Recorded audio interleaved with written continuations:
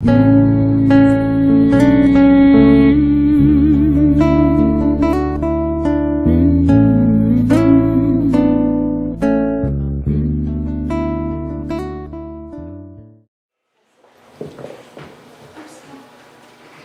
nós vamos chamar o nosso palestrante esperado da manhã de hoje, nosso querido Cosme Massi.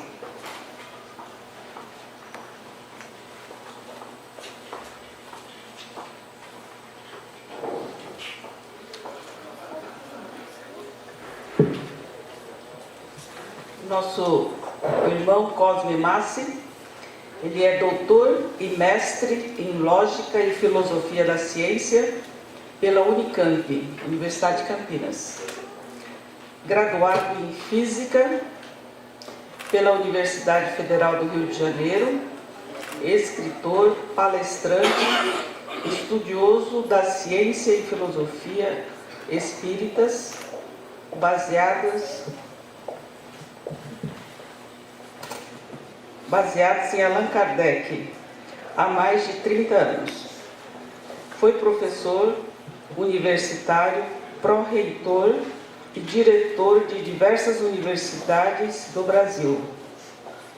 Ganhador do prêmio Moinho Santista em Lógica, Matemática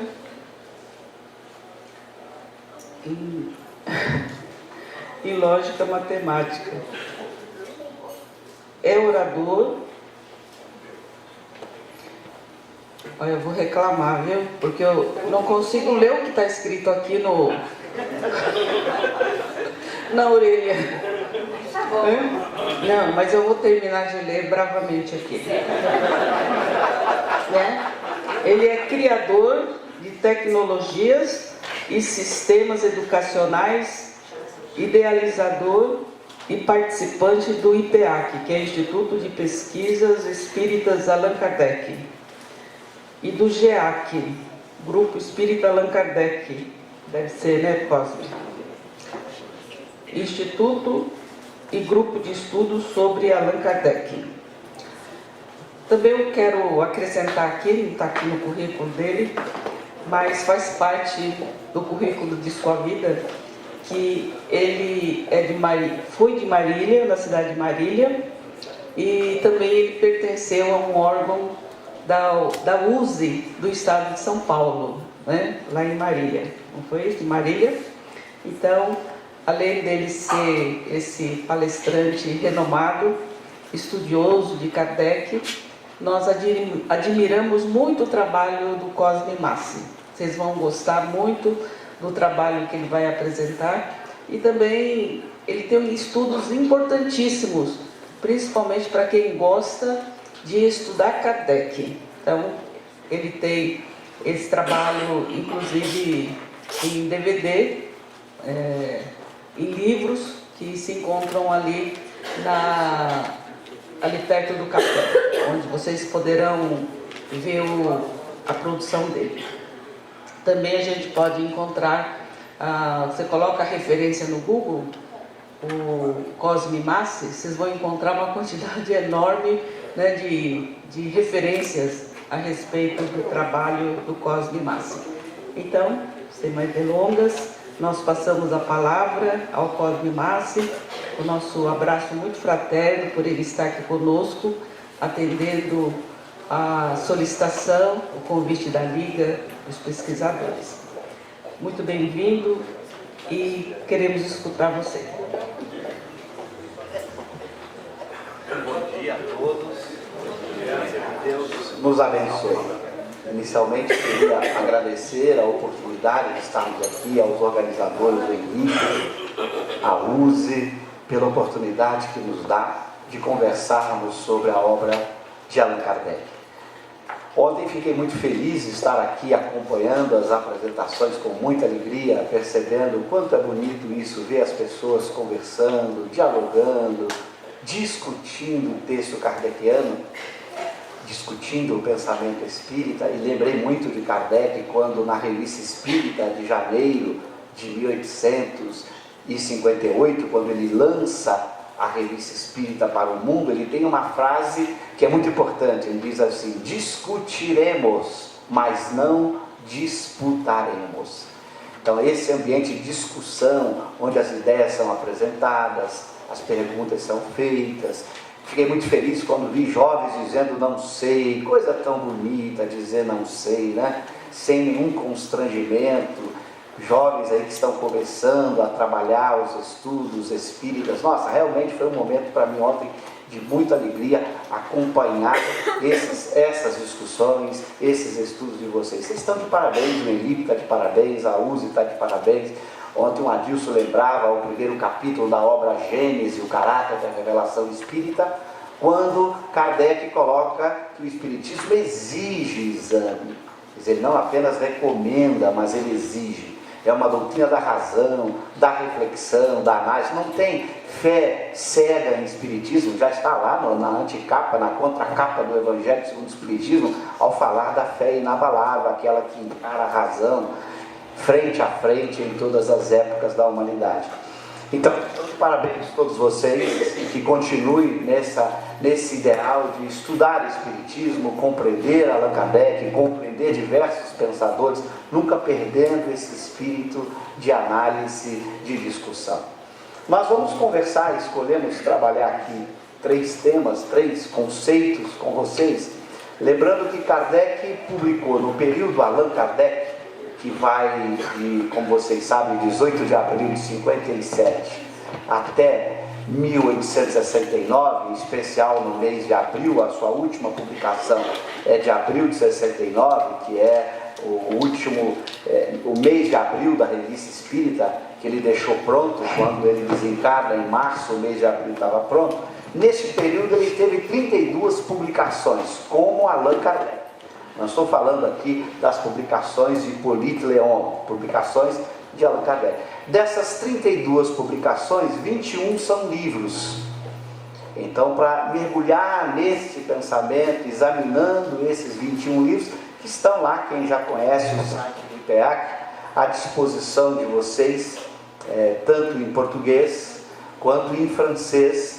Nós temos inclusive à disposição em francês as imagens das obras originais do tempo de Kardec. Dessas 32 publicações, esses 21 livros que a gente tem à disposição para vocês e que a gente está tentando também explicar. Ao longo desses últimos 30 anos de minha vida, eu tenho me dedicado a estudar Allan Kardec. Eu digo que é o meu autor hoje exclusivo. Quando eu digo exclusivo, não quer dizer que eu fique lendo só Allan Kardec. Eu estou lendo Allan Kardec e todos os filósofos anteriores que ajudam a entender Kardec. Então meu conhecimento de obras modernas é quase nulo, porque não dá tempo. Só para ler todos os filósofos anteriores que me ajudam a estudar Allan Kardec, o tempo é curto. Mas a nossa intenção tem sido fazer aquilo que em filosofia, dada a minha formação de mestrado e doutorado em lógica e filosofia, fazer aquilo que se chama análise textual, no sentido de esclarecer ao máximo os conceitos que Kardec propõe, buscando ver sua coerência interna, a lógica deste pensamento. E cada vez mais me encanto, me admiro com a precisão de Kardec e dos Espíritos. Às vezes vou dizer muito Kardec, mas nunca podemos esquecer que ali está sempre Kardec junto com os Espíritos superiores. Aliás, na contracapa do Livro dos Espíritos ele já diz isso. É uma doutrina em que ali está o pensamento dos Espíritos superiores. A gente sempre fala Allan Kardec porque ele era desses Espíritos superiores o mais evoluído encarnado na Terra à sua época. Ele era um Espírito superior da escala espírita. Quem lembra a escala espírita, Kardec divide em 3 ordens e 10 categorias. Falando das categorias, a primeira é o espírito puro, a segunda é o espírito superior. Por isso Kardec tinha como seu espírito protetor o próprio Cristo, um espírito puro. Assim é a teoria do anjo guardião. O anjo guardião tem que ser sempre um espírito superior ao protegido. Por isso Kardec tinha como espírito protetor o próprio Cristo, já que ele era o número 2 da escala espírita. E assim os espíritos o vão tratar da revista espírita. O respeito que os espíritos tinham por ele, porque sabiam que estavam diante de um espírito que melhor entendia o pensamento de Jesus. Por isso a última palavra nos textos era sempre de Kardec. Aí você vai ver na revista ele corrigindo textos dos mais evoluídos espíritos, porque ele realmente sabia o que estava fazendo. Então a gente tem mergulhado nesse pensamento das obras, tentando esclarecer alguns conceitos. Escolhemos 3, dado o tema aqui da reencarnação, pegamos 3 conceitos para a gente começar por esses 3 conceitos. Não quis dar certo não. Pronto. Bom, vamos começar com esses 2 conceitos ligados à encarnação e reencarnação. Ficaríamos aqui horas falando desses 2 conceitos. Apenas destacar alguns pontos importantes. No caso específico, quando Kardec trata da encarnação, para a gente entender bem isso, é muito importante a compreensão do processo encarnatório, principalmente como prova, expiação e missão. Então é muito importante a gente perceber o papel da encarnação nessas 3 dimensões. Às vezes o que acontece muito de confusão é as pessoas confundirem muito com prova com expiação. Então esse é um conceito que Kardec vai na Revista Espírita, inclusive tem artigos específicos para ele explicar as diferenças, porque tem leitor que manda para ele dúvidas sobre esses conceitos e ele vai explicar as diferenças. Por exemplo, expiação não é algo que não possa ser voluntária. Todo mundo acha que expiação é alguma coisa imposta. Kardec mostra, não é. A expiação pode ser escolhida. Não é pelo fato de ser escolhida que não é expiação. Então, isso é a primeira ideia que ele tenta tirar. A expiação pode ser escolhida. Isso é um ponto chave. Segundo, expiação e prova tem uma relação que é muito simples, do ponto de vista até matemático. Toda expiação é prova, ou seja, expiação é um subconjunto das provas, mas nem toda prova é expiação. Então tem provas que não são expiações. Outra ideia importante: há, portanto, sofrimentos escolhidos que não tem nada a ver com o passado. O que caracteriza a expiação, vai dizer ele, é que a expiação está vinculada a um erro anteriormente praticado. Então é uma experiência de prova vinculada a um erro do passado, consequência de um erro do passado. Essa experiência pode ser escolhida, não precisa ser obrigatória. O indivíduo pode escolher expiar determinado erro que ele cometeu em vida anterior. Mas quando você olha para o mundo de dor e sofrimento, não faça julgamento apressado. Esse cara está em expiação. Opa! Kardec vai dar exemplos na Revista Espírita de você encontrar espíritos que desde o nascimento nascem com doenças, com problemas graves da saúde física, com problemas graves na vida social familiar e, no entanto, não estavam em expiação. Foram provas por ele escolhida para desenvolver certa virtude, para ganhar certo conhecimento. Então, muito cuidado para não olhar uma pessoa com dificuldades tremendas, mesmo de saúde material, e dizer essa pessoa está em expiação. Que você pode afirmar que ela está em prova, não que ela esteja em expiação. Pode ser uma expiação ou pode não ser. Então essa é uma diferença importante. Toda expiação é prova, porque toda expiação é uma prova, consequência de um erro vivido anteriormente. Mas tem provas que nós escolhemos que não tem nada a ver com erros que a gente tenha cometido. Então Kardec vai explicando esses conceitos na Revista Espírita de uma forma admirável. Ele vai dizer nos artigos da revista que ele insistia muito em explicar com muita precisão todos os conceitos, porque ele não queria que houvesse a criação de nenhum cisma em torno das suas obras, que as suas obras não permitissem dupla interpretação. E ele dizia: eu me multiplico para deixar muito claro que não pode haver a criação de cismas a partir da obra de Kardec. Eu, desses 30 anos mergulhando, eu descubro isso a todo momento. A lucidez e a capacidade de fazer com que a gente tenha uma compreensão muito clara do que ele quer dizer, não permitindo que você tenha duplas interpretações. Às vezes recebo pelo IPEAC e-mails do mundo inteiro, com pessoas propondo certas divergências, tentando mostrar certas contradições no pensamento de Kardec. O IPEAC hoje é consultado por muitos países no mundo inteiro. Eu recebo perguntas em português, em inglês, em francês. As pessoas mandam questões e a gente tem procurado mostrar que, em geral, quando a pessoa identifica uma possível contradição, em geral tem acontecido muito com brasileiros, que estão se apoiando em traduções. As traduções tem muitos erros de tradução, principalmente certas sutilezas filosóficas, o que leva às vezes o tradutor a permitir uma interpretação que gera uma contradição. Isso não é intencional, aqui não é nenhuma crítica às traduções. Traduzir é necessariamente fazer escolhas, e nem sempre você faz a melhor escolha. É natural. E às vezes você faz a escolha no momento, mais tarde, quando o próprio revisor está trabalhando, ele descobre que aquela escolha não foi tão boa. Então não é nenhuma crítica, não há nenhuma má intenção de tradutor algum em cometer possíveis deslizes. Mas não é porque ele fez o que ele achou melhor naquele momento, fazer a escolha desta ou daquela palavra, desta ou daquela expressão, para representar o que está em francês. Traduzir é um processo complexo demais, que necessariamente é um processo com falhas, com erros. Traduzir é interpretar. Eu tenho que interpretar o autor na língua francesa, no caso de Kardec, e tentar escrever aquele pensamento na minha língua nativa. E às vezes a gente pode cometer erros de interpretação. Então não vai aqui nenhuma crítica às traduções, apenas a verificação do fato de que traduzir é necessariamente pecar. Por isso, na dúvida, você sempre tem que ter o texto original. Na dúvida, desconfie e vai olhar.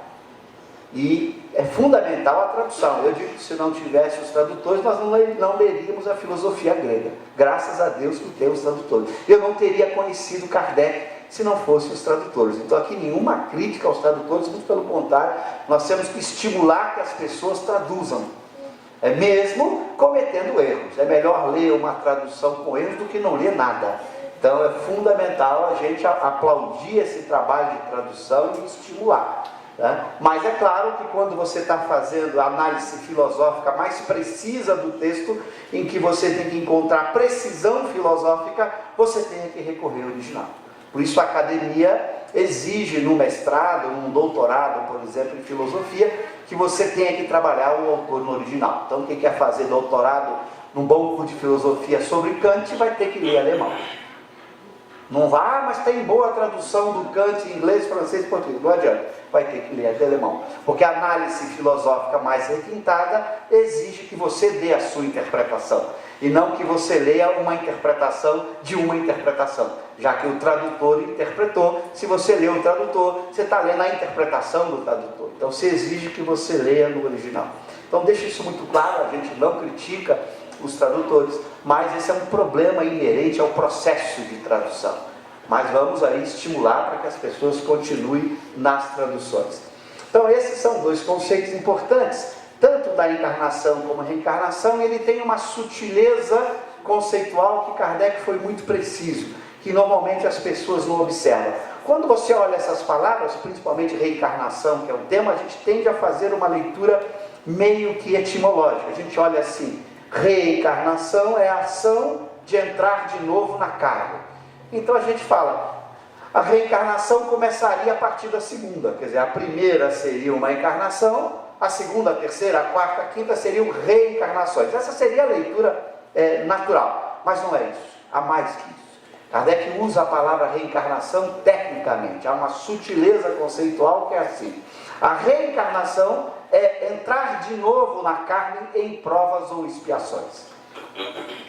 Então, se a gente pegar a escala espírita, que tem 3 ordens, não dá tempo aqui, eu vejo sempre a minha esposa, ela fala, você fala da escala espírita toda vez, e cadê o PowerPoint? A gente tem um PowerPoint só para mostrar, mas a escala é a peça-chave. Aliás, eu recomendo a vocês. Enquanto não se entender a escala espírita, a gente tem dificuldade em entender o espiritismo. E é muito difícil entender a escala espírita. Ela tem uma riqueza, uma complexidade muito grande. A gente fez um DVD só para tentar explicar a escala espírita. Mas quando você pega a escala, espírito imperfeito, espírito bom, espírito puro, que deveria ter hífen, espírito imperfeito, espírito bom, espírito puro, não são adjetivo imperfeito. Aliás, se fosse, só podia ter 2 ordens, né?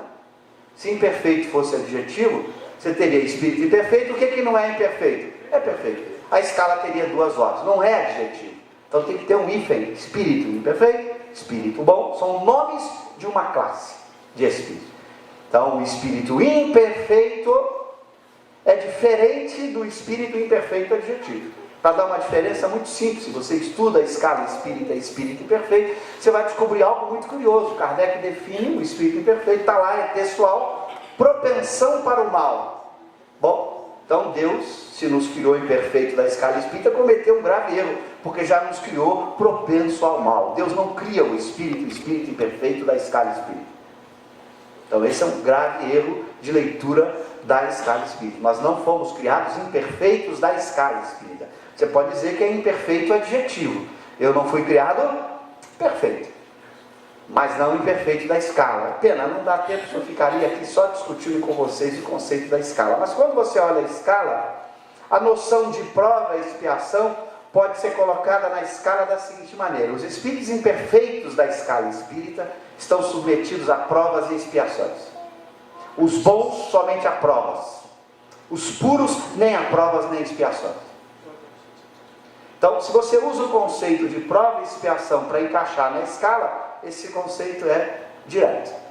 Então, reencarnação é nascer de novo em provas ou expiações. Então você vai dizer, o espírito imperfeito reencarna, o espírito bom reencarna, o espírito puro não reencarna. Fala, peraí, ele não vai ocupar um corpo? Não, ele encarna.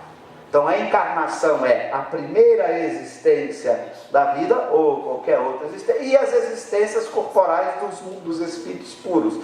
Cada vez que um espírito puro encarna num planeta, você chama aquilo de encarnação, mas não chama aquilo de reencarnação.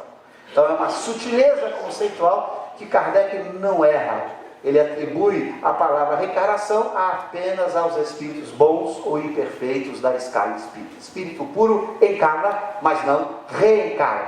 Por isso é que não gera contradição na obra dele, quando ele vai dizer na Gênese que Jesus encarnou. É textual. Eu vou falar muita coisa aqui, mas se vocês duvidarem, eu paro e mostro o texto. Mas é textual. Então, Jesus teve um corpo carnal.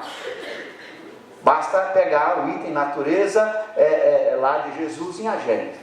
Você pegar sobre a natureza, e Kardec deixa isso textualmente. Jesus teve, do ponto de vista corporal, um corpo como os nossos.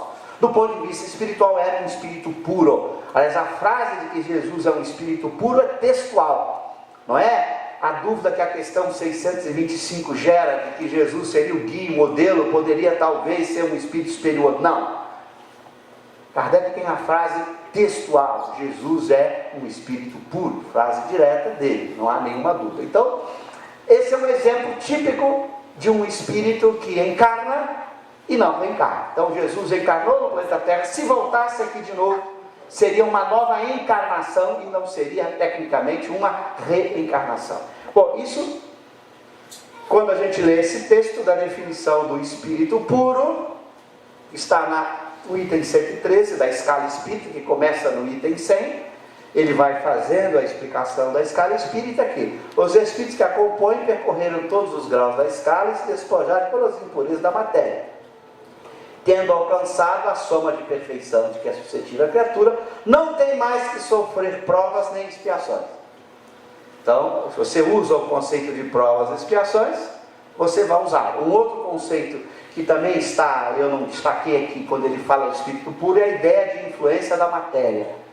A escala é de uma riqueza impressionante. Por exemplo, se você usa o conceito de influência da matéria para caracterizar os espíritos na escala, você diz assim: os espíritos puros não sofrem nenhuma influência da matéria. Nenhuma.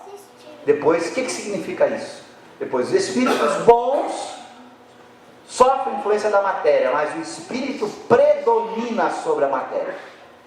Ou seja, ele vence a influência da matéria, embora ele a sofra.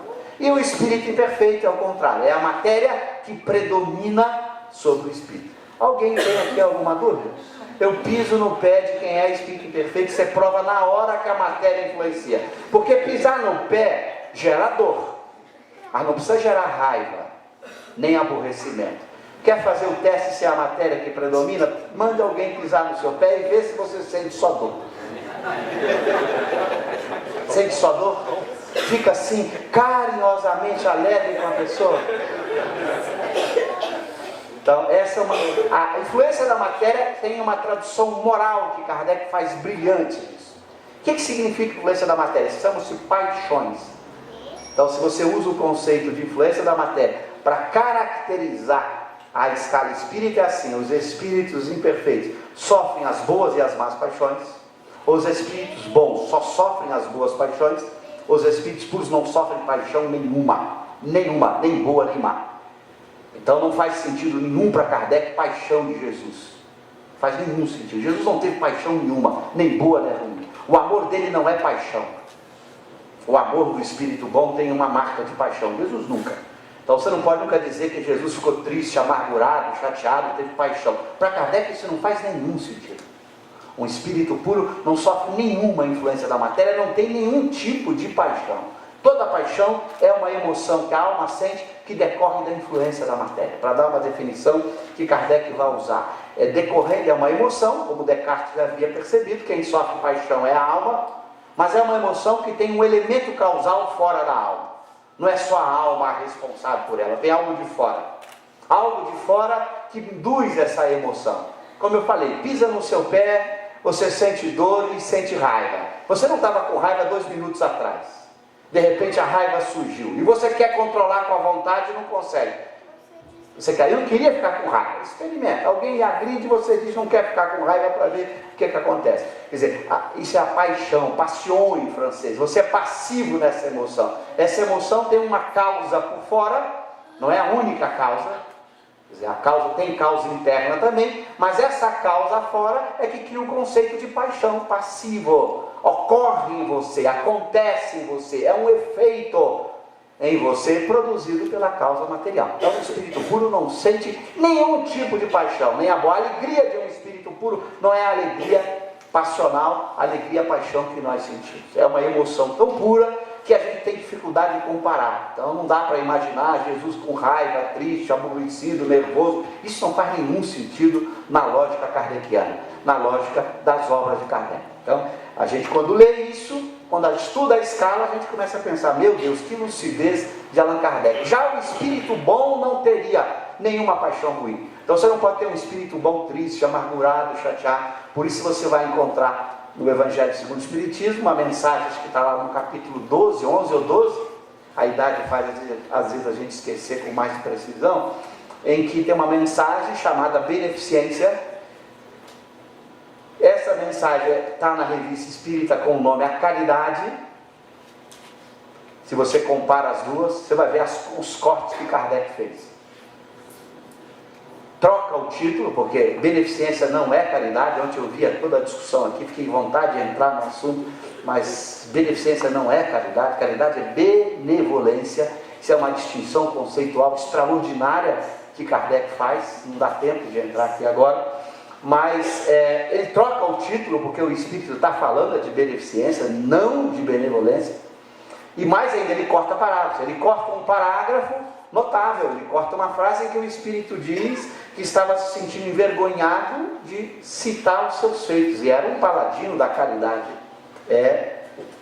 um espírito que foi considerado na Terra um paladino da caridade, e Kardec corta, ele era um espírito bom. Espírito bom não pode sentir vergonha, vergonha é um sentimento ruim, uma paixão ruim, é um misto de orgulho com tristeza, ele não pode. Então Kardec corta a frase, simplesmente corta. Ele tinha essa habilidade. Quando de alguma maneira o pensamento do espírito não foi bem capturado, quer seja pelo médium, pela influência do meio, a mediunidade é um complexo, não depende só do médium, depende também do meio. Há várias demonstrações de Kardec na revista que o levou a escrever o capítulo Influência do Meio em O Livro dos Médiuns. A gente pensa que o médium está aqui todo equilibrado e recebe a comunicação sem influência nenhuma. Isso é absolutamente falso. Dependendo da assembleia, o processo de receber a comunicação sofre grandes influências. Ele dá vários exemplos disso na Revista Espírita, por isso levou a escrever o capítulo Influência do Meio.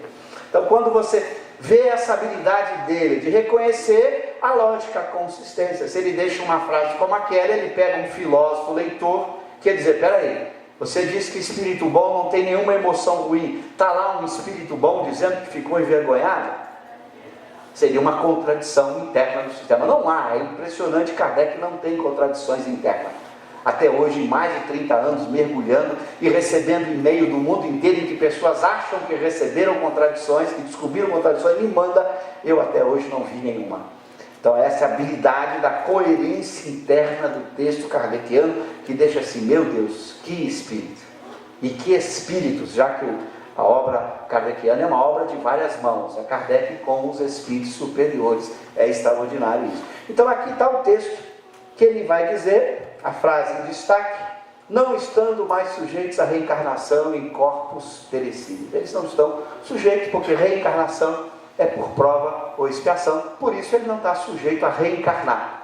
E cuidado, não faça a leitura etimológica, então ele nunca mais vai poder voltar no corpo físico. Não é isso.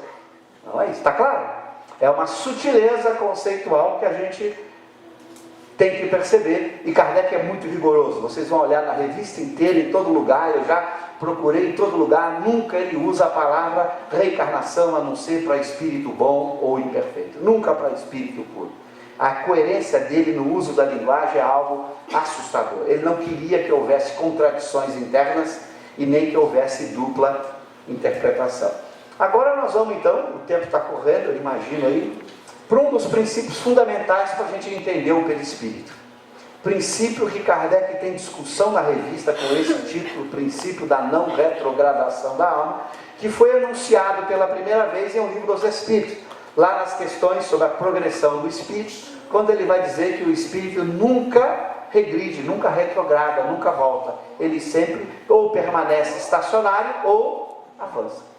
Esse princípio que ele vai discutir nesse artigo notável, já vai aparecer a referência completa do artigo na Revista Espírita, em que ele vai explicar a importância desse princípio da não retrogradação. Esse princípio, como todos os princípios, formam um todo. Toda boa ciência, os princípios se encaixam de uma forma especial. Você não pode mexer em nenhum deles. E a coerência de uma boa ciência é quando um princípio ajuda o outro, formando uma teia conceitual perfeita.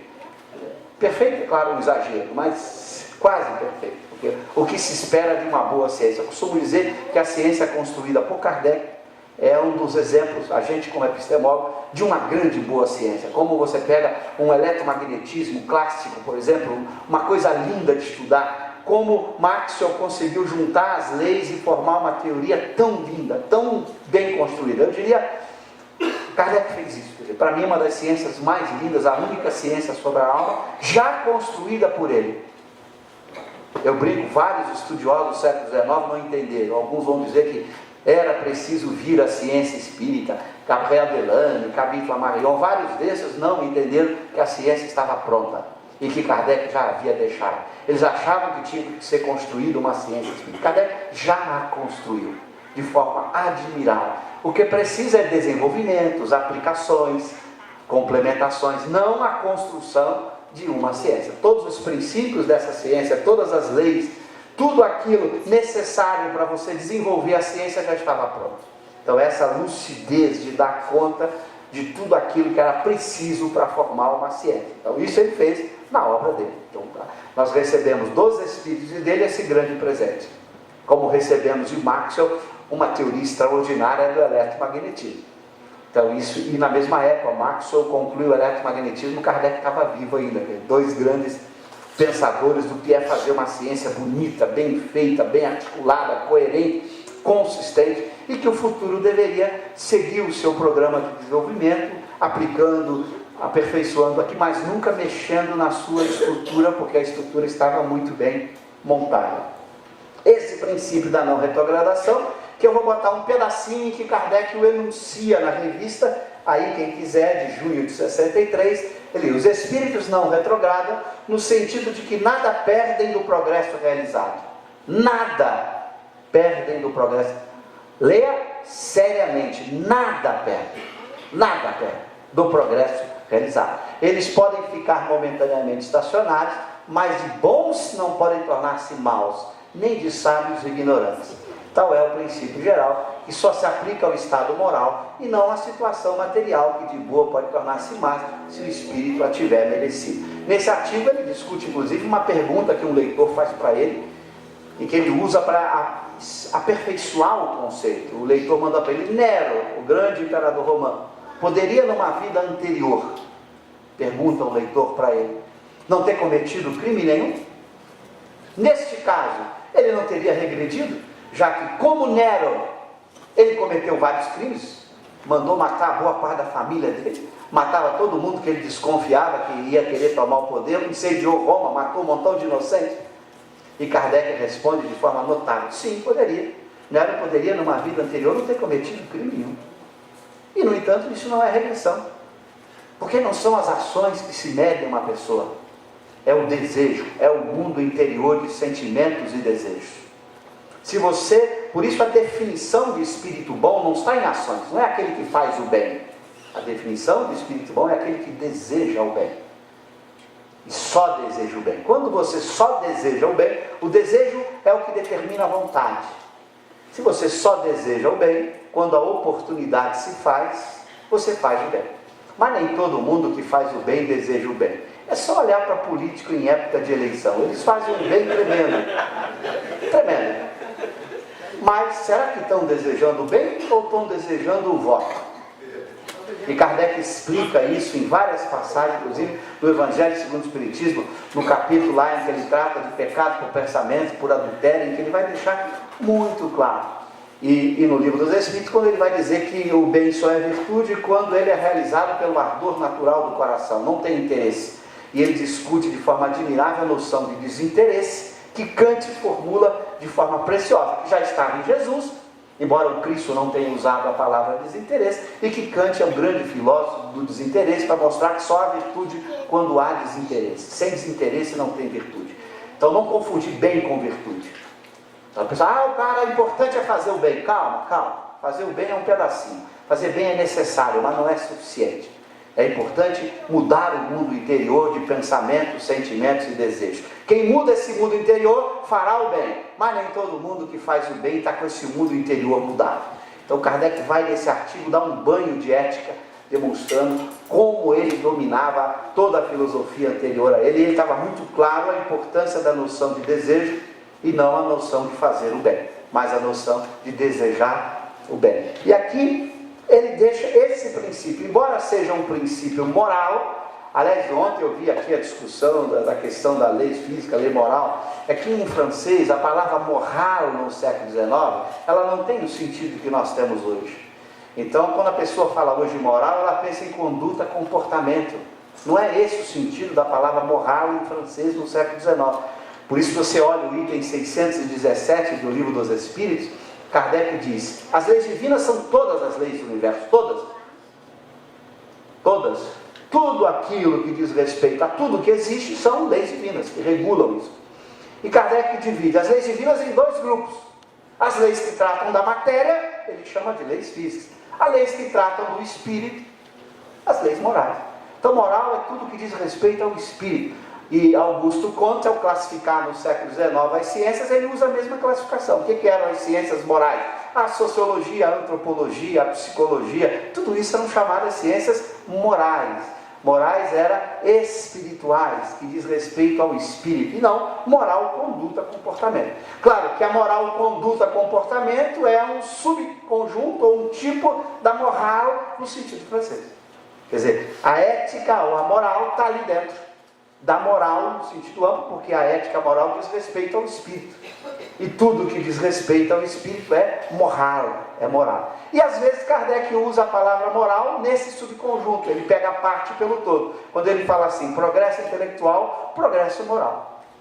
Do ponto de vista do moral francês, tudo é moral, até o intelectual, porque tudo diz respeito ao espírito. Mas às vezes você quer destacar a parte de conduta, de comportamento, caracterizada pela moral. Aí você faz progresso intelectual, progresso moral. Então é essa duplo sentido da palavra moral que existe na obra kardeciana, mas ele deixa claro quando está usando num sentido, quando está usando no outro. Aliás, Kardec tem uma habilidade de deixar isso claro. As palavras são polissêmicas todas e não escapa disso. Por exemplo, a palavra alma, que eu também vi ontem tratar aqui, ela tem 3 usos em Allan Kardec. Alma, espírito encarnado. Então eu digo a alma da Júlia, ou a alma Júlia, a alma cósmica. Não vou falar alma Kardec, porque ele estaria desencarnado, eu falo espírito. Esse é um uso. O outro uso é alma, sinônimo de espírito. Alma é sinônimo de espírito. Ele usa isso várias vezes, é indiferente. E o terceiro uso é alma, sinônimo de espírito com E minúscula, que é uma distinção que Kardec faz entre espírito com E maiúscula, que vários tradutores erraram, não tomaram cuidado de verificar quando é E maiúscula, achavam que isso era irrelevante. Tem uns que trocam, bota tudo maiúsculo, inverte. Há uma distinção filosófica incrível entre espírito com E minúscula e espírito com E maiúscula. Então, às vezes, alma é espírito com E maiúscula, às vezes, alma é espírito com E minúscula. Para você entender a diferença, é muito simples. Espírito com E maiúsculo, uma equação matemática, igual alma mais perispírito.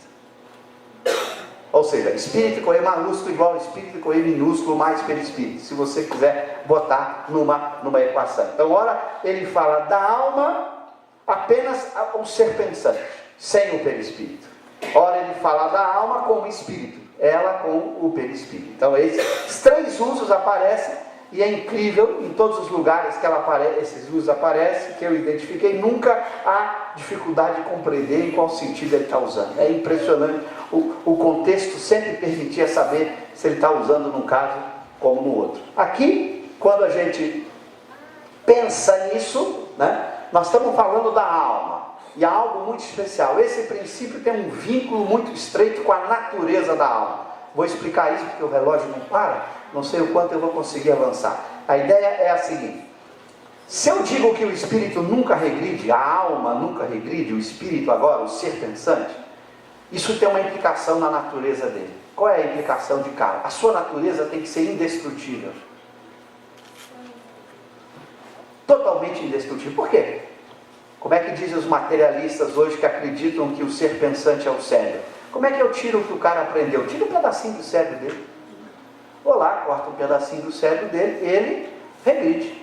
Ele sabia línguas, eu vou lá e arranco um pedacinho do cérebro dele, ele não sabe mais língua. Aliás, os materialistas acreditam tanto nisso que eles pegam alguém que sofreu uma lesão cerebral e vê o cara ficou abobado, perdeu memória, porque eles acreditam que a memória ou o pensamento é algo inerente ao cérebro, é uma propriedade do cérebro.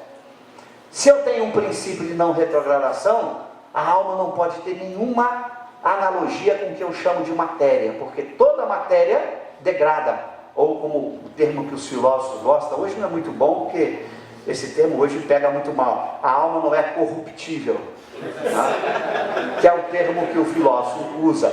Corruptível, ela se transforma, muda, ela sofre um processo. A matéria é corruptível, a matéria muda em outra coisa, transforma em outra coisa, se degrada. O espírito não pode ter nada similar à matéria. Kardec diz, eu usar a palavra imaterial também não é bom, porque etimologicamente imaterial significaria uma ideia, algo que não é um ser no sentido material. É claro que o espírito é alguma coisa.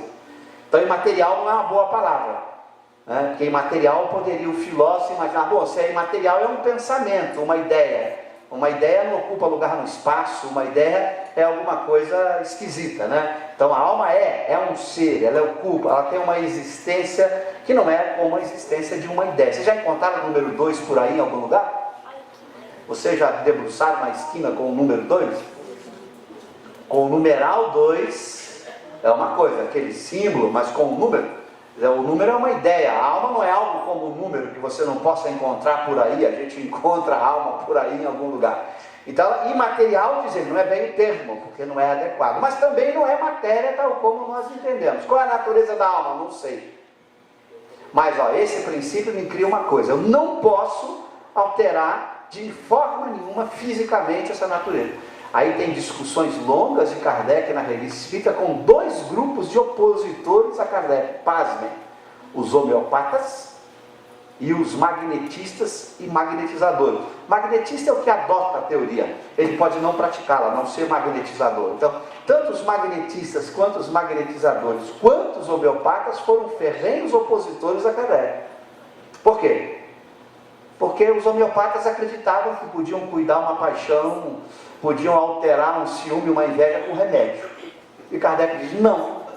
O raciocínio princípio da não retrogradação. Se eu tenho um remédio que combate orgulho, eu tenho um remédio que provoca orgulho. Então eu posso pegar um espírito bom, dar um remedinho para ele e cai na escala espírita. Ele que não tinha orgulho, vira orgulhoso. Ou também o passe magnético. Eu posso curar o orgulho por passe magnético, aplico o passe e curo o orgulho. Posso fazer o contrário. eu vou dar um passe para provocar orgulho em quem não tem. Isso não faz nenhum sentido frente ao princípio da não retrogradação da alma. Todo o tratamento da alma é via alma, ou seja, é por convencimento, por esforço próprio, é uma mudança interna. Você não pode mudar as emoções da alma indo lá e tentando dar um passe, fazer alguma coisa física. É achar que a alma é material. A alma não é material. O psicólogo materialista acredita que toma um remédio, o cara pode mudar a sua natureza moral tomando remédio. O Kardec discute com os homeopatas, tem 2 artigos na Revista Espírita, em que chega no último artigo e diz, olha, o homeopata retrucou tanto, ele diz, olha, eu coloquei a minha posição, meus argumentos, você colocou o seu. Discussão, não é disputa, né? Agora, deixa a posteridade decidir a lucidez dele. Mas esse princípio te obriga a não colocar nada físico na alma. Senão, o mérito desaparece. Imagina a noção de moral, de responsabilidade. O cara faz um esforço tamanho para ser virtuoso, aí vem alguém dar um passe nele, ele perdia a virtude. Ou dá um remédio nele, ele perde a virtude. A pessoa só pensa o lado bom. Eu vou curar uma paixão dele. Ela não vê que, do ponto de vista lógico, o que cura, eu combato. Se eu tenho um remédio que produz o efeito A, eu tenho um que produz o efeito contrário. Então, o Kardec era muito lúcido. O princípio da não retrogradação da alma me obriga, se eu quero uma teoria científica coerente em que esse princípio vale, ela tem que ser coerente. E ele faz demonstrações experimentais desse princípio.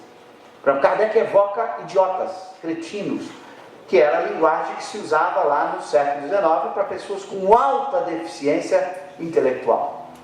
E tem casos de evocação de crianças. Primeiro, não tem crianças.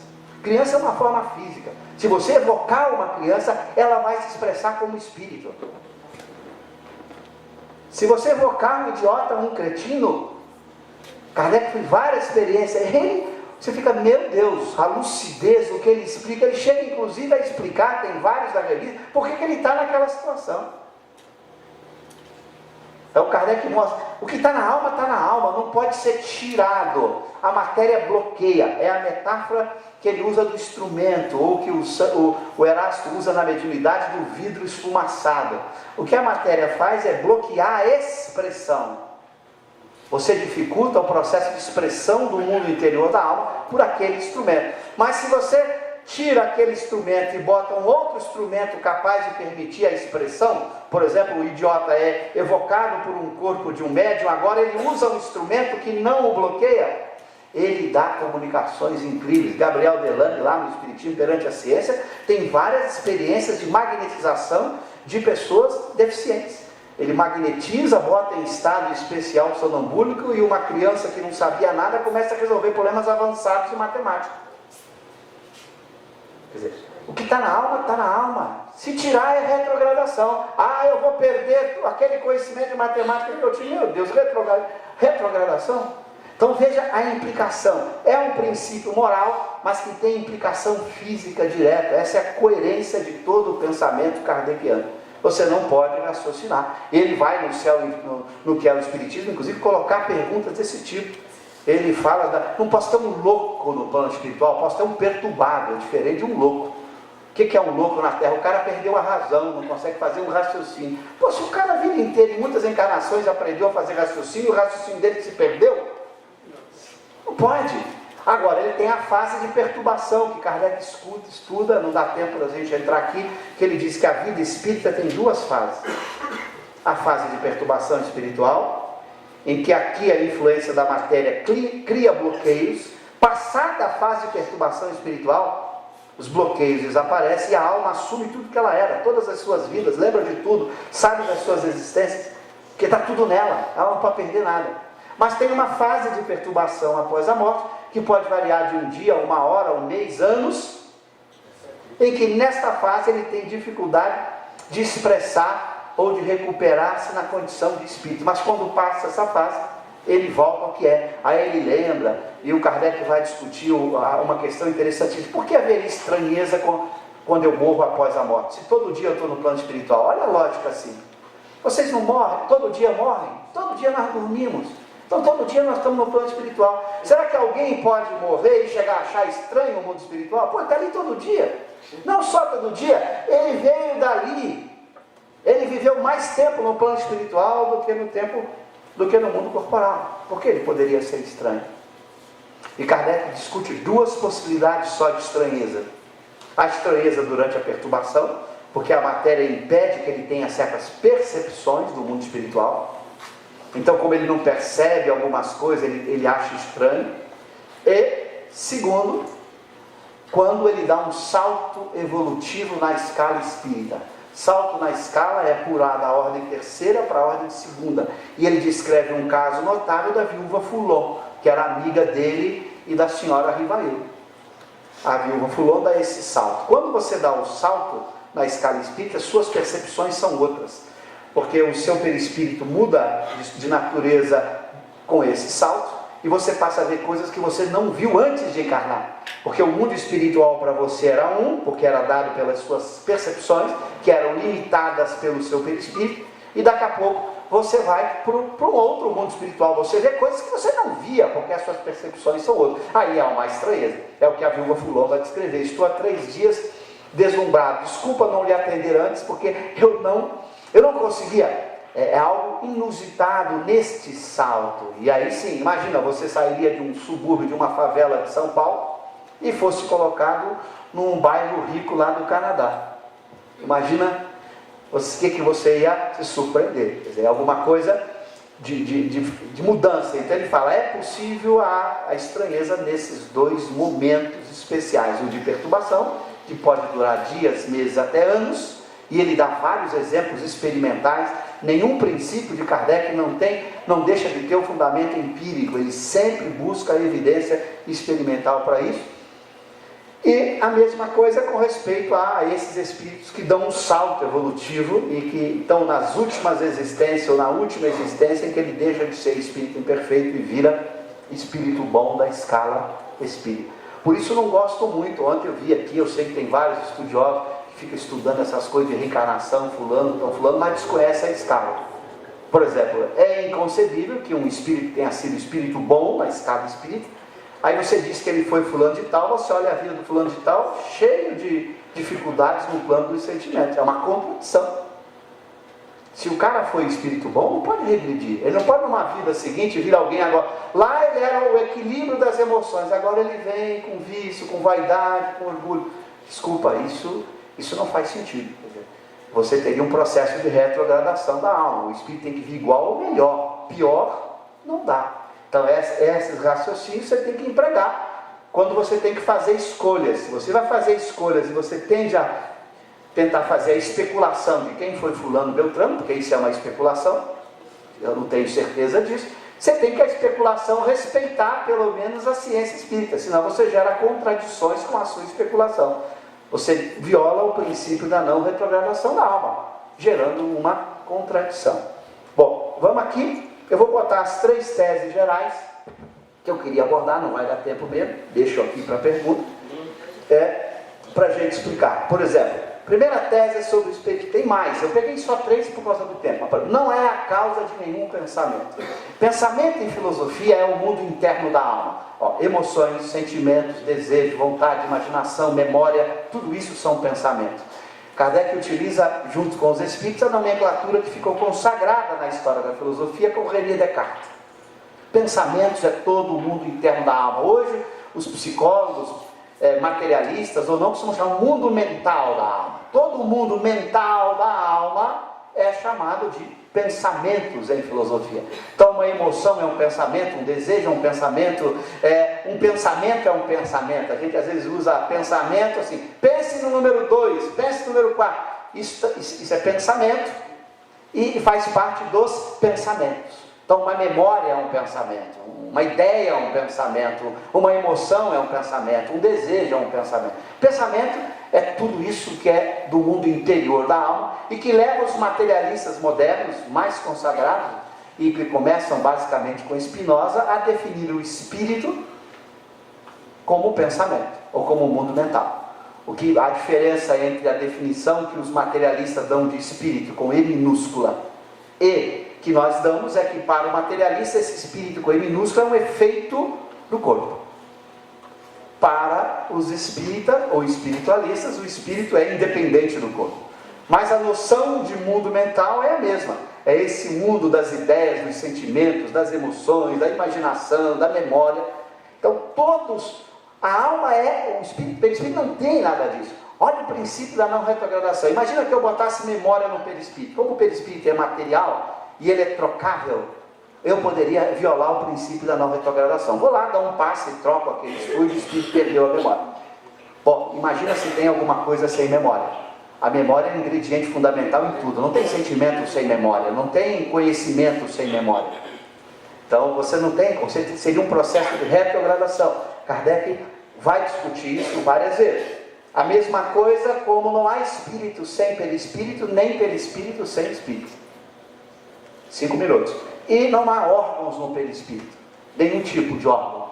Tá? Então, eu vou rapidamente dar os textos. Alguns, tem dezenas, eu selecionei apenas um. Por exemplo, olha esse item, é 89A. O pensamento não é a própria alma que se transporta, a própria pergunta evidencia. Tá? Quando o pensamento está em alguma parte, a alma também está. Eu não posso ter pensamento fora da alma, gente. Pensamento é uma qualidade, algo que ocorre no mundo interno da alma. É só uma metáfora quando a gente diz assim, eu estou transmitindo o meu pensamento. Aliás, vocês não estão... Eu não estou transmitindo o meu pensamento para vocês. Eu estou falando, vocês estão ouvindo sons e vocês estão pensando a partir dos sons. Os pensamentos são de vocês. É o meu pensamento, que é o mundo interno, produz efeitos materiais, formando sons que vocês, a partir desses sons, transferem e transformam em pensamento de você. Pensamento é algo interno à alma. É só metafórico quando você diz, estou transmitindo o pensamento. Ah, telepatia, estou transmitindo o pensamento. Não é isso. O telepata pensa, interfere no fluido, esse fluido provoca um pensamento em quem está recebendo. Mas o pensamento é um estado interno da alma. É o que chama em filosofia, o pensamento é um atributo, pois que é a alma quem pensa. Uma propriedade inerente à alma. Mas vou pegar. Então esse é um elemento fundamental. É a alma quem pensa, e o pensamento é tudo, não existe pensamento fora da alma, nenhum tipo dele, é metafórico. Mesmo quando a gente diz que o computador tem memória, isso é uma metáfora, tá? Isso é uma metáfora mais grosseira. O computador não tem memória nenhuma, tá? Eu brinco, se você duvida, eu brinco assim, livro não tem conhecimento nenhum. Alguém aqui lê mandarim? Alguém aqui lê mandarim? Graças a Deus, aí eu posso dar o exemplo. Se você acha que o livro tem conhecimento, vá para uma biblioteca chinesa que todos os livros estão em mandarim. O que tem um livro? Rabiscos pretos e brancos, que você os interpreta, é você que faz conhecimento, pensamento na sua mente. São coisas internas, que essas coisas externas induzem, provocam, estimulam, fazem a alma construir essas ideias, esses pensamentos, mas não está ali o pensamento. Então a gente não fala, o pendrive com memória. Pode abrir ali e partir para você ver se tem alguma coisa. Não existe memória. Memória é uma propriedade mental. É algo que ocorre só na mente. Para o materialista é mente que é corpo. Para o espiritualista é o espírito. Não há memória fora. Memória é uma ideia, um conceito. Tanto é que você pega o mesmo símbolo e alguém pode extrair memórias diferentes daquele símbolo. Se você duvida, pega o mesmo texto, mesmo uma carta que você tenha escrito há 10 anos, lê a carta 10 anos depois, 15 anos depois, 20, veja as memórias diferentes que essa mesma carta desperta em você. Quer dizer, a memória é algo interior à alma, não é algo material. Essa é a discussão. E aqui tem algo mais, ó. Aqui é bem claro, o perispírito é o laço que a matéria do corpo une o espírito, é tirado do meio ambiente, do fluido universal. Participa ao mesmo tempo da eletricidade, do fluido magnético, exceto ponto da matéria inerte. Então aqui Kardec deixando claro que o perispírito é um tipo de matéria. Eu peguei esse texto, tem dezenas de textos em que ele deixa isso claro. Mas ele diz, pode-se dizer que é a quinta essência da matéria. É o princípio da vida orgânica, porém não da vida intelectual que reside no espírito.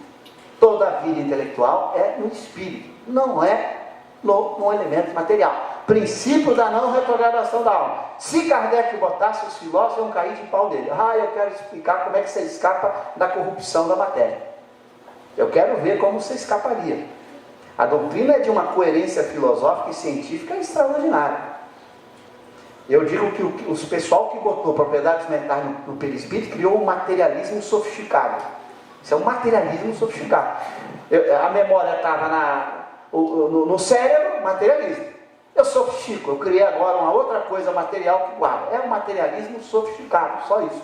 Não é a tese espírita que Kardec propõe. Ora, não sendo o perispírito realmente mais do que simples agente de transmissão, pois que no espírito é que está a consciência. Memória é consciência.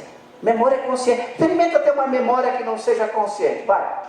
Ela só se torna memória em você quando você dela toma. Você pode dizer assim, estava lá e eu não lembrava, mas ela só virou memória quando você lembrou dela, quando ela se tornou consciente, pois que no espírito é que está a consciência. Não tem consciência fora do espírito. Porque você vai encontrar no livro dos Espíritos a coerência absoluta.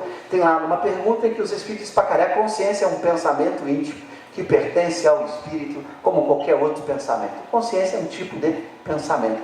Então essa coerência com os grandes pensadores anteriores a Kardec, e por isso essa doutrina tem uma solidez, porque ela enfrenta não só a experiência científica que ele fez, mas também a coerência filosófica. Os grandes filósofos já haviam sustentado que ou se você pensa um espiritualismo diferente, agora você tentar fazer um espiritualismo materialista sofisticado não vai dar certo, vai gerar contradições. Lógico, será deduzido que se pudesse existir perispírito sem espírito, aquele nada sentiria. Pode sentir, ele é um agente de transmissão. Sentir é um estado de percepção, um estado de consciência, exatamente como um corpo que morreu. Ele deixa isso claro. Esse item 257 tem que ser estudado. As pessoas não estão estudando nos itens mais importantes. Bom, então o primeiro elemento, tudo que é intelectual, tudo que é consciência, tudo que é pensamento, se essas citações aqui não foram suficientes, eu tenho dezenas. Eu escolhi apenas duas para mostrar que tudo que é espírito está na alma. Agora aqui, não há espírito sem perispírito, nem perispírito sem espírito. Por isso o perispírito é um aglomerado de fluidos em torno do espírito. Então não é como o corpo. Você tem corpo sem espírito. Aliás, alguns até que nascem. Desde a barriga estão sem espírito, caralho, tem espírito e morre. Não pode olhar como um corpo. Ele é diferente, ele não é como um corpo, que você pudesse deixar o perispírito num lugar e ir para outro. Não há espírito sem perispírito, nem perispírito sem espírito. Eu vou botar um texto direto, podia pegar outros textos, mas em Kardec deixa isso claro. A alma não se reveste do perispírito apenas no estado de espírito. Ela é inseparável deste envoltório. A alma é inseparável do perispírito. Inseparável. Que segue tanto na encarnação quanto na reconicidade. Na encarnação, ele é o laço que une o envoltório corporal. O intermediário cujo auxílio ela age sobre os órgãos e percebe as sensações das coisas exteriores. É o veículo, o agente de transmissão. Sem perispírito, a alma não poderia interagir com nada, nem ver, nem ter percepção, não ter nada. Por isso não pode ter alma sem perispírito. Ela seria um nada. Cujas partes o corpo, mas o perispírito sempre unido à alma. Se aqui eu não tenho alma sem espírito, aqui eu não tenho perispírito sem alma. O perispírito sempre unido à alma. Então sempre a alma tem perispírito, sempre o perispírito é unido à alma. Não é como o corpo, porque eu posso ter um corpo que não tenha espírito. Então não pode fazer a metáfora do corpo tal como a gente tem. É um tipo de matéria em torno da alma, que a envolve o tempo inteiro, inseparável dela, e que lhe permite ter as relações com o mundo fora dela. Bom, aí vocês depois, está na Revista Espírita, isto é o princípio. Não, a alma, em vez de dois envoltórios, conserva apenas um, mais leve, que está mais em harmonia com o seu estado espiritual. Vou andar. Bom, outro elemento chave, que Kardec vai discutir em vários detalhes. E aí está um problema sério que enfrentou com os magnetistas, com os magnetizadores, é que não há órgão nenhum. E se você pensar, os argumentos são simples, e Kardec dá alguns aqui, eu vou botar alguns rapidamente para encerrar. Quando vem visitar, os mais elevados se revestem do perispírito terrestre. Eu troco de perispírito. E então suas percepções se produzem como nos espíritos do nosso mundo. Todos, porém, Todos. Não é uma questão de grau evolutivo. O inferior tem órgão, o superior não. Todos, porém, assim os inferiores como os superiores. E aqui há uma classificação binária. Tempo, relógio. Que é assim, quando você olha a escala espírita, ela é uma classificação ternária. Puro, bom e perfeito. Kardec tem duas classificações, a ternária e a binária. A binária é inferior e superior. A ternária é imperfeito, bom e puro. Como é que se encaixa as duas? Imperfeito, vocês vão ter que acreditar. Eu não vou ter tempo de mostrar o texto, não está nem aqui, eu terei que pegar para vocês. Mas o inferior, o imperfeito e o bom são os inferiores. O imperfeito é o inferior. O bom e o puro são os superiores. Então, os superiores, com S minúscula, não é o superior 2 da escala espírita, é superior adjetivo, e inferior é o imperfeito. Superior são os bons ou os puros. É por isso que às vezes um leitor me mandou uma vez: aqui está vendo, Kardec chama Jesus de um espírito superior. Não está errando, porque os superiores são os bons ou os puros. Então o puro é um superior. Agora o superior pode não ser puro, ok? Então a coerência dele é impressionante, como ele não erra. Todos, porém, assim, não ouvem nem sentem senão o que queiram ouvir e sentir. Por que você controla a percepção? Porque não tem órgão. Olha para mim e não me veja, vai. O controle da percepção, não possuindo órgãos sensitivos, eles podem livremente tornar-se ativos ou nulas as suas percepções. Então ele não tem um ouvido para ouvir, nem os olhos para enxergar. E Kardec vai, por isso que as pessoas não entendem porque eles chamam de aparência ou aparição. A lucidez, quando ele escolheu o nome, aparência ou aparição. Quando você vê um espírito, você está vendo uma aparência ou uma aparição. Olha a lucidez da escolha do nome. Eu dou um exemplo, é uma boneca. A boneca tem olhos? Órgãos não, aparência. O espírito pode aparentar com o olho, com o ouvido, com boca, com perna, com coração, com pulmão. Mas não são órgãos, são aparências que ele constrói quando ele muda de aparência. Então isso ele vai, por exemplo, aqui nesse item. Outro item, o espírito, sim, o envoltório de material tem a forma determinada e pode ser percebido. Sim, tem a forma que o espírito queira. É assim que esse vos aparece algumas vezes, quer em sonho, estado de vigília, e que pode tomar forma visível mesmo por parte. A forma varia com o desejo. Quanto mais profundo o desejo, ele dá a forma. Aqui ele dá um exemplo ainda mais admirável aqui no livro dos médiuns. Podendo tomar todas as aparências, todas, o espírito pode tomar a aparência de cavalo, de boi, de pedra. Para onde foi o órgão? Se ele tinha um estômago, tomou aparência de pedra, cadê o estômago? Não tem órgão, aparência. O espírito se apresenta sob a melhor forma que o faça reconhecível. Tal é o seu desejo. O desejo é o elemento chave que define a aparência. Assim, embora como espírito nenhum defeito corpóreo tenha, ele se mostrará estropiado, coxo, corcunda, ferido, com cicatrizes, se for necessário, à prova de sua identidade. Esopo, que foi aquele escritor grego lá, que era muito feio, por exemplo, como espírito não é disforme, porém, se o evocarem como Esopo, ainda que muitas existências tenha tido depois, daqui a sim se chamou, ele aparecerá feio e corcunda com seus trajes tradicionais, a aparência, a lucidez, e ele dá vários outros argumentos que violam, porque o grande problema de obra, você vai chegar, como fez alguns, botaram o cérebro no perispírito. Bom, aí princípio da não retrogradação, dê um passe no cérebro espiritual, que você vai danificar o sujeito, se você é forte demais para interagir no fluido. O princípio da não retrogradação tem que ser lido com a coerência interna. Nenhum elemento mental pode estar em algo que seja material. Os filósofos, por isso que os filósofos defendem que não tem virtude, liberdade, somos determinados por tudo, né? Olha o problema que o filósofo materialista enfrenta. Você pega um sujeito criminoso, você podia fazer uma cirurgia cerebral dele e deixasse de ser criminoso. O materialista acredita nisso, que nós somos determinados pelo nosso cérebro. Por isso que a discussão sobre liberdade no materialismo é uma discussão muito mais complexa. Muito mais difícil de fazer. Porque a matéria te determina. É a matéria que escolhe. Você tem desejo porque o seu cérebro produziu reações químicas que geraram desejo. Então, onde está o mérito? Onde está o progresso, o esforço da alma? Toma um remedinho, toma um passe e resolve tudo. Vira espírito puro num passe. Então é muito mais sofisticado, um esforço interno de mudança. Bom, com isso eu terminei. Desculpa.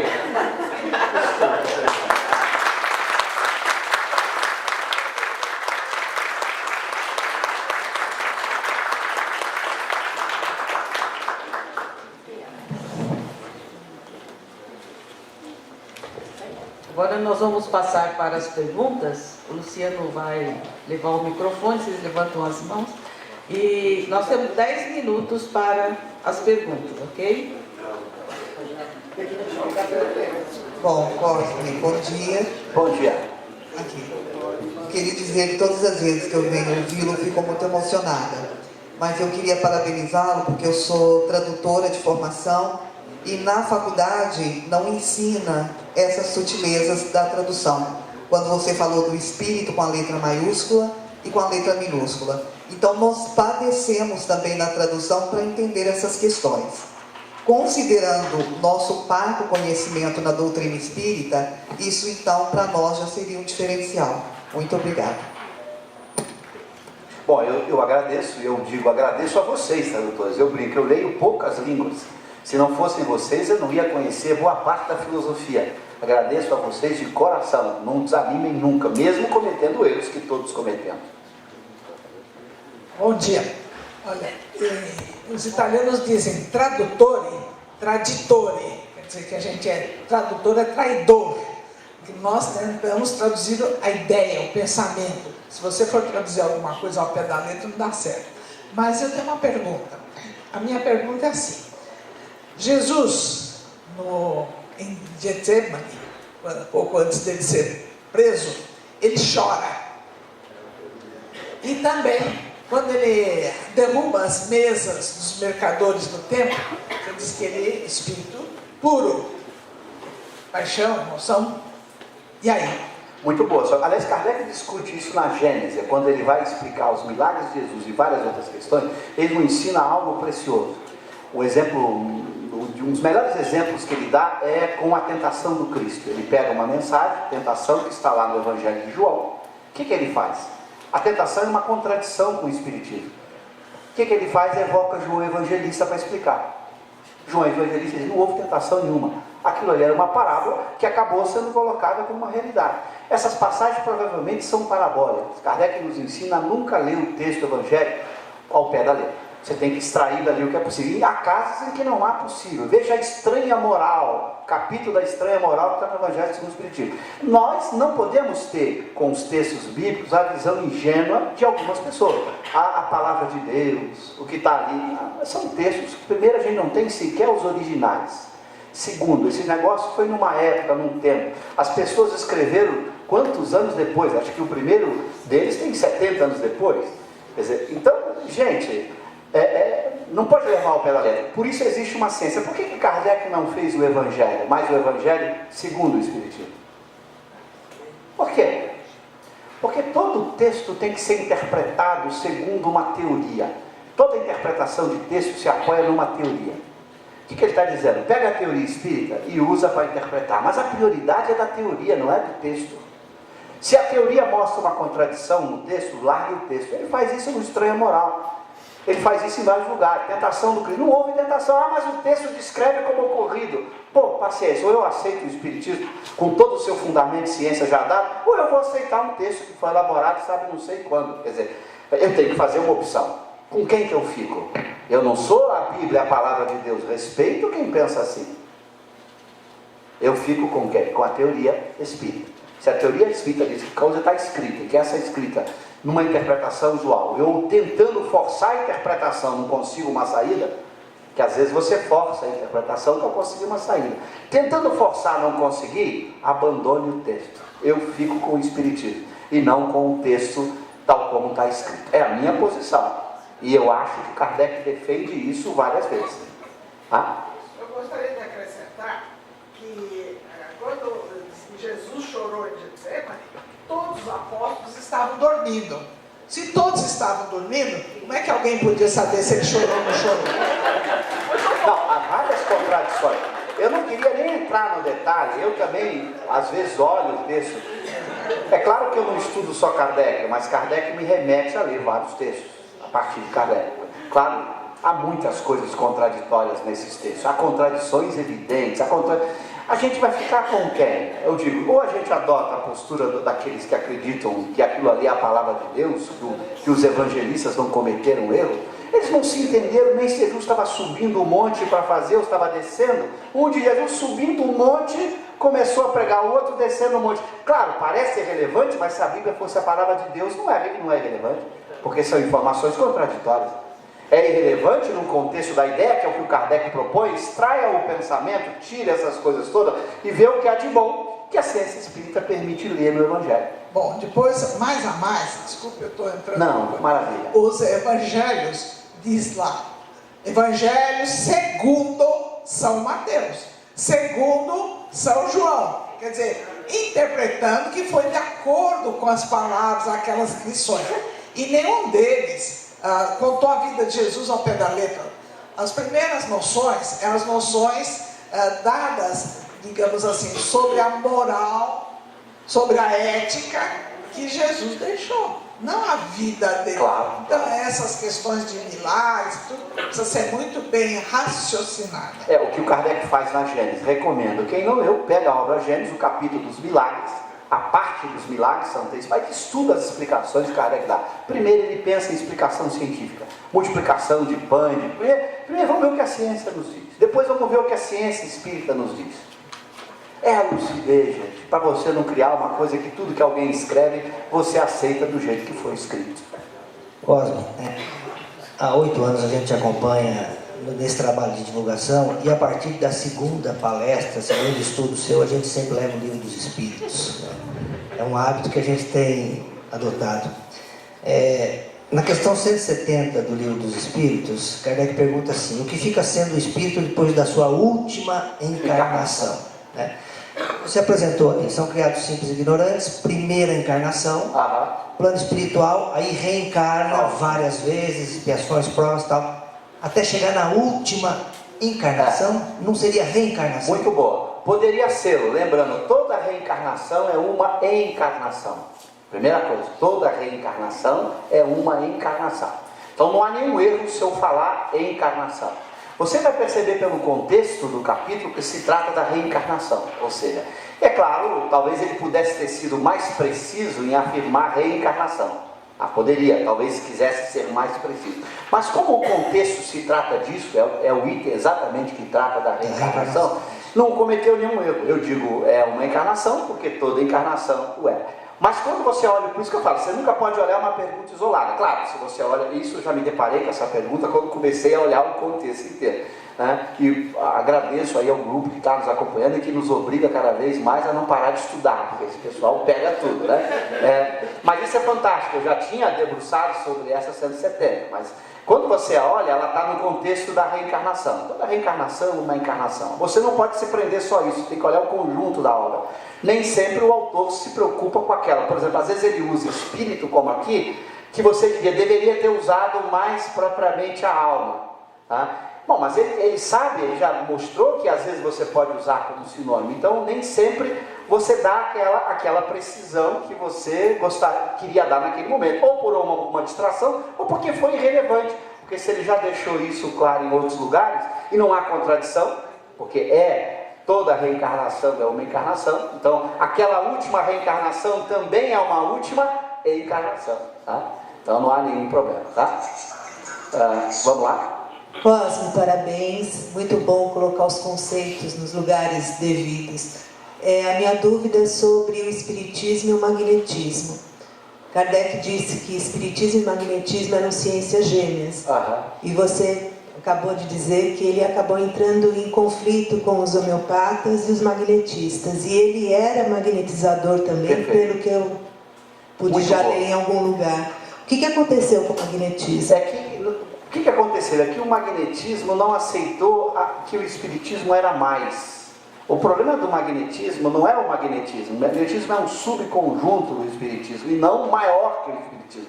A confusão foi achar que eu ia resolver tudo pelo magnetismo. Esse foi o erro.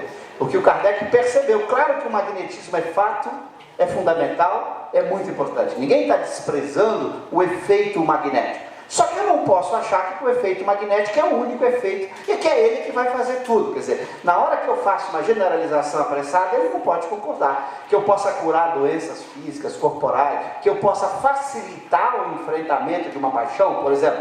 Isso é muito comum, para você estar com fome, né? Eu, por exemplo, quando fico com fome, fico meio mal-humorado. Claro que eu posso combater o meu mau humor, mas se eu puder a comida me ajudar, ou seja, se você pode tomar um remédio que abranda um pouco. Santo Agostinho tem uma frase admirável no Evangelho segundo o Espiritismo, lá no capítulo das preces, que é magnetismo. Ele diz assim: a prece é o orvalho divino que aplaca o calor excessivo das paixões.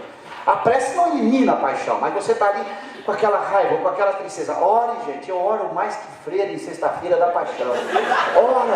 Ora, na hora que você ora, os espíritos te envolvem com fluidos que aplacam o calor excessivo da paixão. E como a paixão tem um elemento físico, ele diminui a ação desse elemento físico, a emoção fica num nível melhor, você consegue enfrentá-la como alma. Mas ele não vai dizer, a prece cura a paixão, seria um absurdo. Ou a prece elimina a paixão, seria um absurdo. Mas ela contribui. Então Kardec reconheceu, o magnetismo dá uma grande contribuição ao espiritismo. E é fundamental. É um fenômeno natural importantíssimo. Mas eu não posso querer transformá-lo na panaceia. Quando ele descobriu isso, que o espiritismo é uma extensão do magnetismo, foi além do magnetismo. A crítica dele é que o magnetista queria curar tudo com passe, né? Ou a homeopata, a mesma coisa. Kardec reconhece a importância da homeopatia, elogia e fala a defesa da homeopatia em vários artigos. Mas peraí, achar que a homeopatia vai curar a moral do sujeito, desculpa aos médicos homeopatas, mas eu acho que a tese kardeciana é de uma lucidez absurda.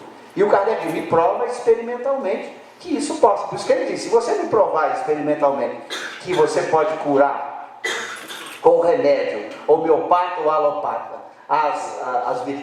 os vícios humanos, aí é outra questão, você me deu uma evidência empírica. Eu não acredito que seja possível, que seria incoerente com toda a estrutura teórica construída. Mas enquanto o homeopata fica no alívio da paixão, no reduzir o calor dela, em facilitar o enfrentamento, estou de pleno acordo e recomendo, tome um remédio. Se você tem uma depressão, uma tristeza profunda que tem elementos morais, o remédio ajuda. Mas é por isso que mesmo o cara tomando remédio, de vez em quando ele não sai daquela fase. Não é, se o remédio fosse a única causa, ele sairia. É que tem elementos, ele ajuda, mas não resolve. Então, é descobrir que é uma causa, mas não é a determinante. Que contribui, mas não define. É essa lucidez que Kardec percebeu. Mais uma Só uma, por favor, da homeopatia, justamente. Deixa eu defender. É o seguinte...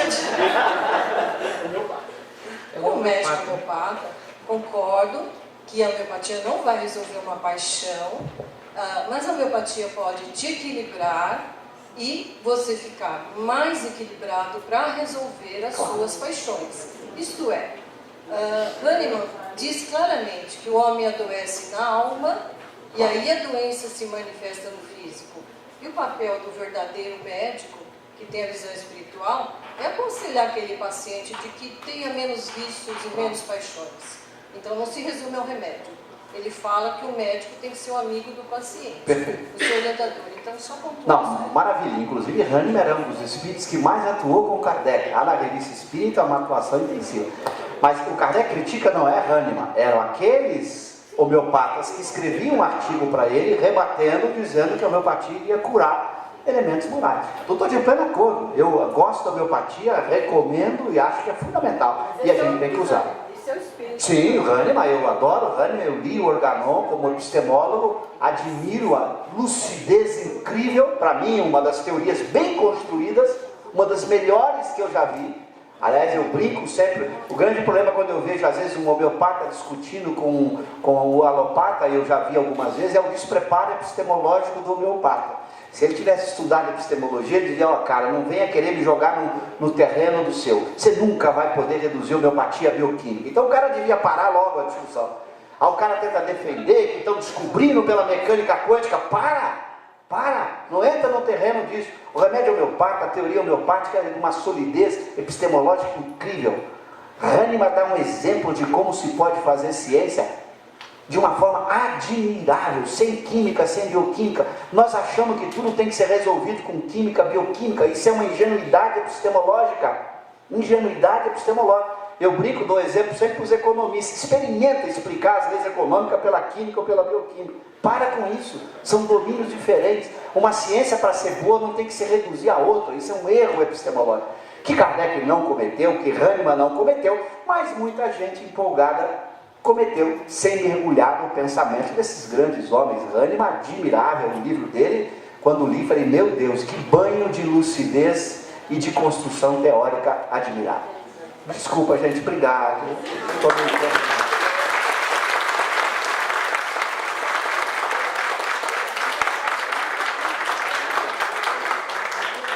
Eu até ia perguntar sobre a cirurgia espiritual, que dizem se faz no perispírito e o perispírito não tem órgão, então como é que fica? Mas vamos ficar só no pensamento, vamos apenas raciocinar. Graças a Deus, obrigado. Me salvou. Ó, é sempre bom, eu digo que a minha mulher me salva tanto, arranjei outra para me salvar. Graças a Deus. Mas vocês podem perguntar ele na hora do intervalo, não é isso? Bom, então nós vamos agradecer aqui ao nosso querido Cosme Massi, desejando e esperando que ele possa estar conosco muitas vezes aqui no estado de São Paulo. Ele é, vamos dizer assim, a gente toma parte dele como sendo paulista, né? Embora ele esteja... Fui presidente da USE Intermunicipal de Marília por 4 anos. Isso, ele foi nosso presidente da USE Intermunicipal de Marília. Então ele já é usiano de coração também. E temos um livro aqui, um capítulo do livro com a USE. Lembra que a USE publicou? Eu participei de um livro da USE também. É verdade. Nós temos uma participação dele, né? É aquele livro que nós estudamos, acho que foi dentro dos aspectos sociais da doutrina. Rumos alguma coisa? Rumos para uma nova sociedade. É um livro da USE. Gente, então, Cosme, nós agradecemos muito sua presença e esperamos mesmo que você possa estar conosco outras vezes. Obrigado, gente. Vamos programar sim para que ele esteja aqui na USE e também realizando um trabalho conosco, seminários, né, não só palestra, mas seminários também para nós estudarmos em conjunto com ele, ok? Muitíssimo